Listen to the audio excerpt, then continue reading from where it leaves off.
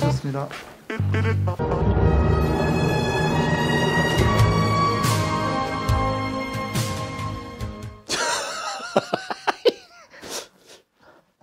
아이고 형님. 교수님 오랜만에 뵙습니다.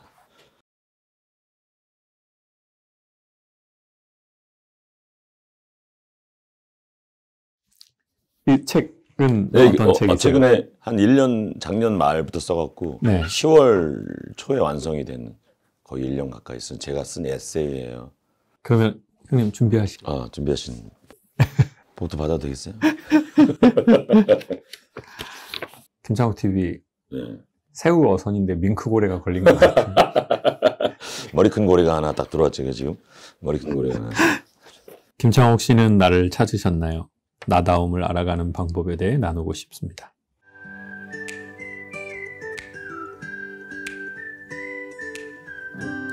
나다움을 알아가는 방법에 대해서 나누고 싶다고 얘기하셨는데 너무 비슷한 너무 비슷하고 딱 그 시기고 다행히 저는 그 고리가 조금 이렇게 걸린 것 같아요.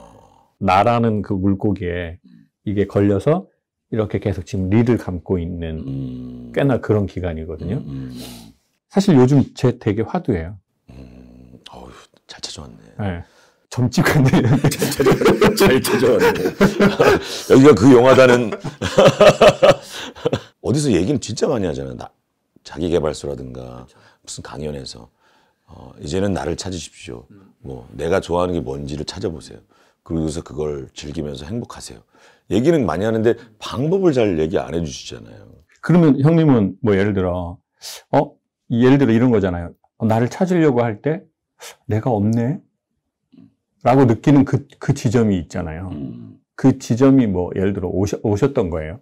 아니 계속 있었죠. 계속이요? 계속. 솔직하지 않은 내가 계속 있었던 거지. 어떤 의미로서요? 솔직하지 않은. 좀 약간 솔직하고 싶어 하던 나와 되게 많이 싸웠어요. 싸우면서 살았어요. 나는 사실 가지지 못한 거에 대한 자격지심, 경험하지 못한 거에 대한 자격지심도 꽤 많았었기 때문에. 뭐 아버지만 안 계셨지만 그렇다고 막 놀고 방황하고 그러지도 않고 아주 그냥 조용하게 살았어요. 네, 고생하시는 어머니한테 미안해서도 그렇지만 아주 순탄하게 살았어요. 그래서 어떤 경험이라는 게 별로 없어. 근데 사실 무대 위에서 어떤 경험을 막 얘기해야 되잖아요. 그냥 없는 걸 만들 수도 없고. 그렇지만 누가 물어보는 경우도 있잖아. 너 이거 알아? 너 그때 그거 알아? 이렇게 물어보잖아요. 근데 몰라요 사실. 모르는데 알지. 이런 게 많았었어. 그래요? 몰라. 이러면 되는데 그게 그 순간에 자존심인지 뭔지 너무 쪽팔렸던 거예요. 그래서 알아. 막 예를 들면 뭐 개그맨들이 어디서 이런저런 예능에서 막 얘기하잖아요. 뭐 술 먹고 신촌에서 뭐 그 나이트에 어쩌고 저쩌고 막 이렇게 얘기하는데 그런 게 전혀 나는 없기 때문에 너무 자랑처럼 얘기하고 막 이거 모르면 바보인 것처럼 대화가 진행이 되면 뭐 하겠지 뭐 얼마나 재밌어 그게 뭐 이러고 이제 그렇게 넘어가는 것들에 대한 것도 있고 이런 것도 있잖아요. 이 무대에서 좀 힘들고 방송 생활에서 사는데 좀 힘든데 몸이 힘들거나 또 마음이 힘든 경우도 꽤 많잖아요. 네. 근데 그거를 괜찮은 척하는 거죠.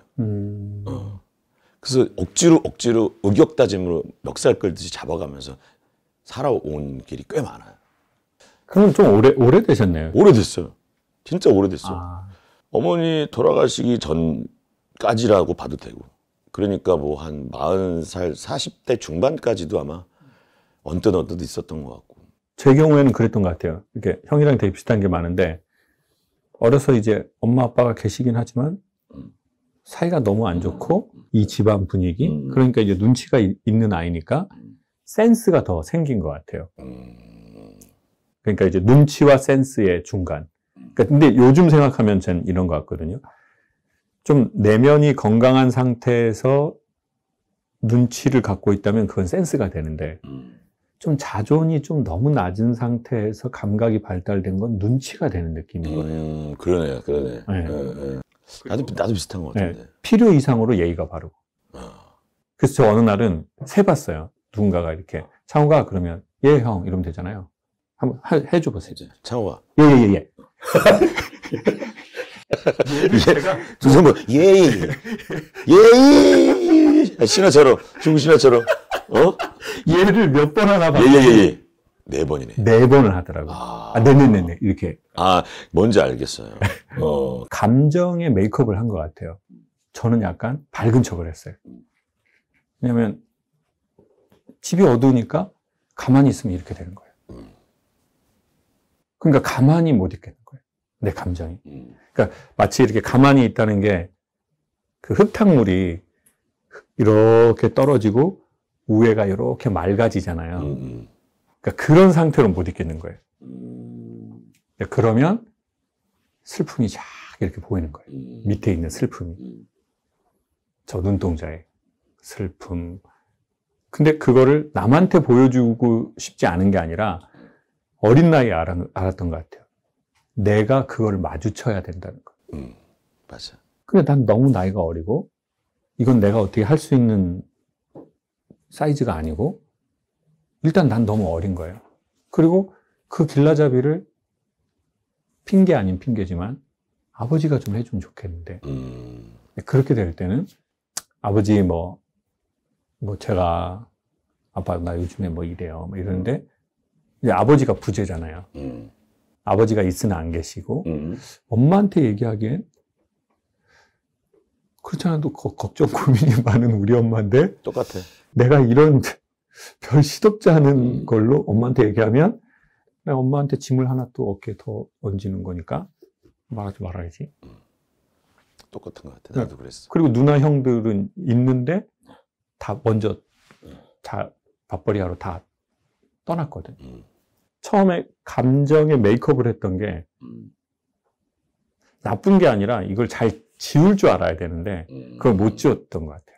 어떻게 지우는지도 몰랐던 것 같아요. 그렇죠. 메이크업만 계속 두꺼워지는 거지. 계속 두꺼워지고 하니까 고등학생쯤 되니까 이게 처음엔 분이었는데 안 지워서 너무 오래되니까 옛날에 프리마 그 땅땅해지는 것처럼 이게 경극에 나오는 그 이렇게 샥 하면 이렇게 그렇고 또 샥 하면 제가 또 공부를 못했으니까 또 그렇게 막 이렇게 또라이짓 해주고 막 이러면 애들이 너무 좋아하니까 저는 또 그걸 또 사랑이라고 생각했던 것 같아요. 나한테 관심 보여주고 내가 어떤 액션을 하면 리액션 해주고 그게 너무너무 진해지니까 나중에 이제 21살에 이제 대학 떨어지고 나 너무 힘들고 죽고 싶은데 그 얘기를 해야 되는데 이걸 보여줄 사람이 없잖아요. 왜냐면 너무 놀랄까 봐. 생얼을 보여주면 생얼을 보여주면 이걸 지우는 순간 깨끗해지는 게 아니라 내 이 메이크업을 지우는 순간 그 맨 얼굴이 뭐가 나올지 제가 모르겠는 거예요. 나도 똑같은 상황이었죠. 엄마도 마찬가지고. 아버지는 뭐 너무 일찍 돌아가셔갖고 나는 아버지 잘 모르고 6살 때 돌아가셔갖고. 그래요? 군인이셨어요. 그냥 갑종. 이등병부터 소령까지 가셨던. 네. 근데 아버지 너무 일찍 돌아가시고 네. 어머니는 그냥 그 뒤부터 갑자기 전업주부에서 사남매를 키우기 시작하셨으니까 너무 정신없이 사셨으니까. 그래서 어린 나이에 상처를 받거나 혹은 이거를 위안을 받거나 위로를 받고 싶어도 엄마도 힘든데 내가 거기다 대고 무슨 얘기를 하냐고. 그런 생각이 늘 언제나 엄마한테까지도 메이크업을 한 모습을 보여준 거지. 가족들한테도 다. 그래서 우리 가족들이 제일 많이 하는 게 우리 와이프도 좀 신기하다 그랬고 주위에서 사람들이 와 사랑이 넘치는 가족이야. 왜 사랑이 넘치? 말끝마다 전화하면서 사랑해 엄마. 우리 아들 사랑해. 다 전화기 너머로 들리는 소리가 누나 사랑해. 우리 막내 사랑해. 뭘 그렇게 사랑하냐는 거야 가족이. 왜 그렇게 막. 그건 뭐 약간 화이팅의 그 개념의 화이팅에 그냥 우리 힘내자. 그냥 말 끝마무리에 우리 가족들은 사랑하는 존재니까 사랑해. 그래서 내가 어머니랑도 한번 크게 말다툼을 하고 가족들이랑 있을 때도 얘기한 게 말끝마다 전화하고 대화 중에 사랑한다고 얘기하는 사람들이 왜 도대체 속마음을 서로가 이해를 못하고 들어줄 생각을 안 하냐. 그 사랑한다는 말을 하지 말든가 차라리 그러면 막 이런 얘기를 했던 적이 있어요. 했던 적이 있어요. 네, 했던 적이 있어요. 근데 참다 한번 터뜨렸던 것 같아요. 그럼 가족한테도 그랬던 것 같아요. 그러니까 오히려 가족 가족들이 솔직한 날 모르는 거지. 다른 친한 친구보다도 나를 모르는 거야. 그러니까 이 나를 찾는다는 것도 어느 날 보니까 이런 느낌이 들더라고요. 독립적인 나로 나를 찾는다. 이게 어렵다. 이게 무슨 말이냐면 환경이 우리가 어떤 그러한 각각의 환경이었기 때문에 조금 더 오롯한 나로 존재하지 못하고 이 환경에서 뭐 살아남으려고 이게 되게 독특한 환경이니까 그 짧은 시간 안에 진화한 느낌이 드는 거예요. 이 주변 환경에서 나를 보호하려면 어떻게 돼야 된다. 그러니까 저는 그때 그 척이 몇 가지가 있는데 아무 문제 없는 척, 그 다음에 괜찮은 척, 그 다음에 재밌는 척. 저는 약간 이 세 척이었거든요. 나는 아는 척, 없는데 살짝 있는 척, 안 괜찮은데 괜찮은 척. 뭐 그런 척은 난 되게 많은 것 같아. 막 그냥 척척척 하고 그냥 척키 인형처럼 사는 것 같아 그냥. 저는 그거를 한 7년 전에 들킨 것 같아요. 누구한테? 본인한테? 아니 어떤 중학교 그 새끼한테. 그러니까 왜냐면 이제 나이 먹고는 서로 이렇게 좀 그래도 좋은 얘기만 해주려고 그렇지. 하고 사실 그걸 이렇게 직접 딱 이렇게 얘기하기가 쉽지가 않잖아요. 그러니까. 근데 이제 어떤 어머니가 이제 이별하고 아이를 해외에 유학 보내시고 걱정이 되니까 제 강의를 막 맨날 보내줬다가 이제 아이가 들어오니까 그때 중학생이었는데 너 선생님 강연 진짜 한번 들으러 가자. 그래서 세바시 이쪽에서 강연하는데 강연 다 끝나고 선생님 강연 직접 들으니까 어떠냐. 그랬더니 이제 걔가 무슨 내용인지는 잘 모르겠는데 저 사람이 행복해 보이지 않는다고 얘기를 했어요. 그거 들은 것 같아 그 얘기. 네. 맞아. 그리고 그 엄마가 그걸 저한테 했어요. 그리고 이제 저는 첫 전신 거울을 맞이한 것 같아요. 내가 지금까지 살아온 것처럼 앞으로도 살 건가? 라고 저한테 이제 질문이 된 거예요. 근데 선명해지는 거예요. 앞으로는 그렇게 살고 싶진 않아. 내가 지금까지 20년 산 삶의 방식으로 또 20년을 살아서 70이 되고 싶진 않아. 그럼 너는 앞으로는 어떻게 살고 싶어? 왜냐면 지금까지, 그러니까 나를 찾는다는 게 이미 지구에 자전과 공전 궤도가 있는 것처럼 막 형이나 저나 모든 사람들이 자기 그게 생겨버렸잖아요. 맞아요. 그리고 이게 또 행성이 큰 사람이 있잖아요. 그리고 속도도 또 붙은 사람이 있어요. 근데 이제 머리는 인식을 한 거예요. 그게 누구의 사랑하는 사람의 죽음이든 엄청나게 큰 충격이든 그럼 이제 머리가 그걸 알잖아요. 깨닫거나 인식하잖아요. 그런데 머리는 인식했는데 몸은 여전히 이 횡성의 속도대로 엄청나게 돌아가는 거예요. 그래서 브레이크를 잡아봤어요. 브레이크를 딱 잡는데 탁 서지 않고 소리 나면서 계속 끌려다니면서 소리가 나고 열이 발생하는 거예요. 그러니까 이도저도 아닌, 차라리 예전에 그렇게 살았을 때는 그냥 스피닝력으로 확확 돌고, 그래서 사람들이 저보고 너무 밝고 재밌고 이랬는데 어느 날 이제 제 목소리가 바뀐 거예요. 이렇게 못 하겠는 거예요. 이렇게 세상을 바꾸는 시간 15분 김창옥입니다. 이렇게 못 하겠는 거예요. 그러니까 그냥 뭐 세상을 바꾸는 시간 15분입니다. 뭐 하다가 나중에 바꾸긴 뭘 바꿉니까? 그냥 나나 잘합시다. 이러니까 사람들이 보기에는 왜 이렇게 무게를 잡는 거야? 이런 사람도 생기고, 아니면은 좀 뭐 자기가 이제 좀 뭐 완전히 짬밥 된다고 뭐 터득한 거야 뭐 인생을. 그러니까 이제 저도 나를 찾겠다고 떠났는데 명확한 나도 못 찾고 애매모호한 그 지점이 한 3년, 5년 간 것 같아요. 지금 맴돌고 있는 그 시간이 지금 정확히. 근데 너무 고맙게 코로나가 그걸 도와줬어요. 좀 여유를 주면서 강제로 없애진 거죠. 강제로 인연을 없애버리니까. 나도 그 시기에 책을 쓴 거니까. 이 책도 코로나 시기에 쓴 거고. 라디오 하고 이제 방송 위주로 하고 있어 행사하고 뭐 이런 것들이 이제 없어졌으니까. 강연도 하던 것들이 뭐 없어지고 그래서 시간이 나는 거야 그냥. 그 시간에 뭘 할 거냐 도대체. 한 번 계속 매일 집에 일찍 들어갔더니 와이프도 어색해하고 애도 좀 아빠가 이 시간에 왜 들어오지? 뭐 이런 어색한 시간이 몇 번 이제 한 달 흐르다가 이러면 안 되겠는데. 그렇다고 해서 누굴 계속 만날 수도 없고 그 엄마 생각도 나고 그러면 글을 한번 써볼까? 어머니 돌아가신 게 7년 전인데 그러니까 너무 허무했었어 사실.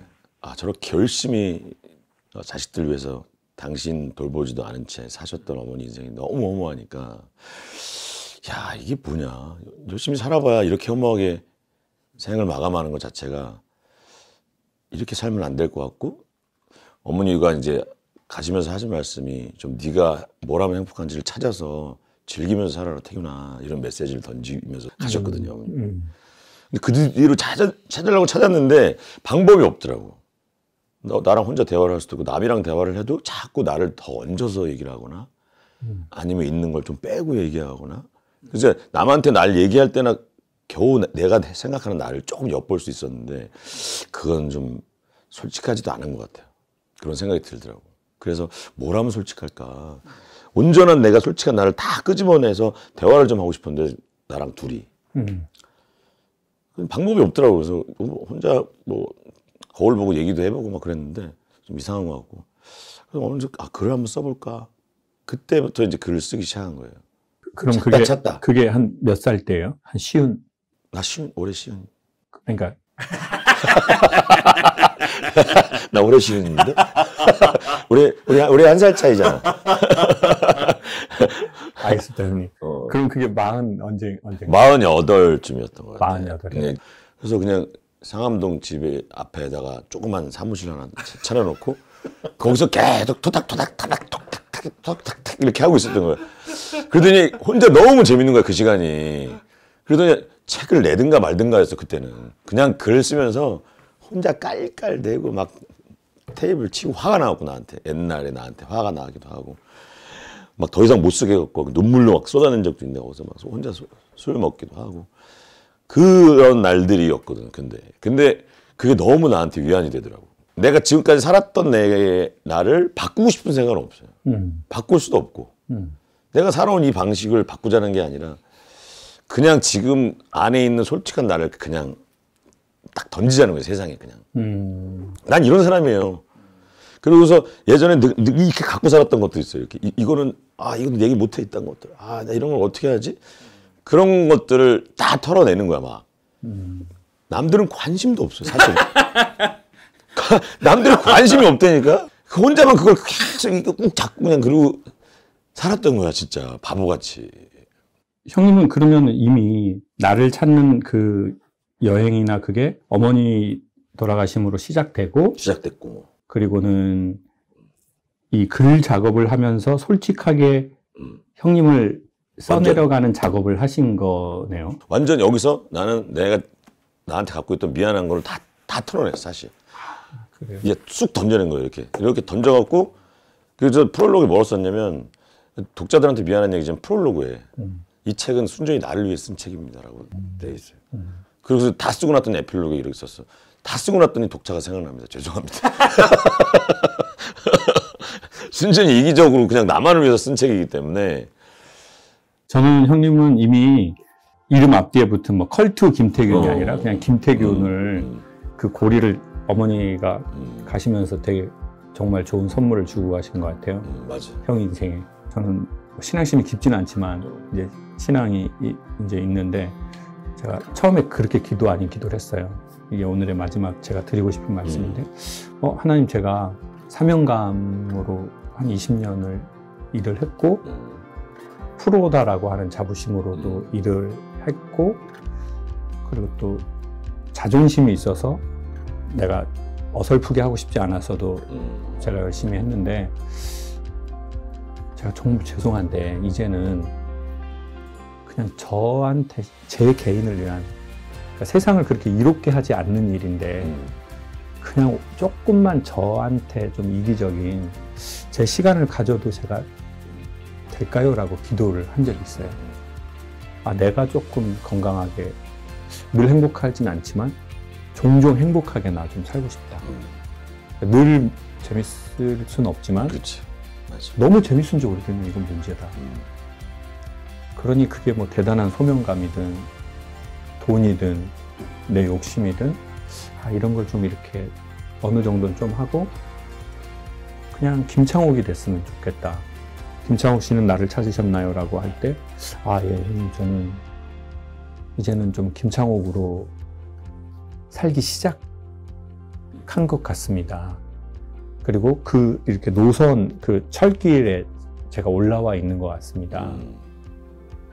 약간 이렇게 무궁화호처럼 이렇게 KTX나 SRT처럼 못 가고 요렇게 이런 느낌인가. 제가 약간 완행열차처럼 인생을 사는 것도 나쁘지 않은 것 같아요. 이제 나도 이제 레일에 올라탄 것 같아. 나도. 오늘 형이 마무리 한번 해주세요. 뭐라고요? 언제 고래가 걸리겠어요?